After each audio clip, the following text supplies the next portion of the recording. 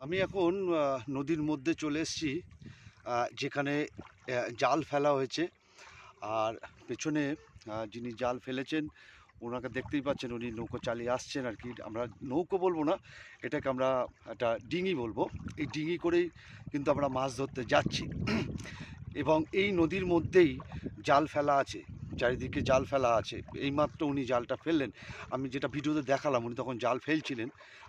তারপরে উনি আমাকে এই নৌকো করে নিয়ে আসলেন, যে এইবার এখান থেকে কিন্তু জাল তোলা হবে এবং মাছ ধরা হবে। সেই মাছ কিন্তু শুকিয়ে তাকে শুকনো মাছ করা যে প্রসেসিংগুলো, সেইগুলো কিন্তু করা হবে। চলুন তাহলে, নদীর মধ্যে আমরা রয়েছি এখন। উনি যেভাবে জালটা তুলবে সেটাও একটু দেখার ব্যাপার আছে, কীভাবে উনি জাল তুলছেন। আর অদ্ভুত একটা ফিলিংস কিন্তু, এই এত সুন্দর একটা জায়গা আমি বলে বোঝাতে পারবো না। চারিদিকে পাহাড়, মধ্যখানে ছোট নদী, তার মধ্যে কিন্তু চলছে মাছ ধরা।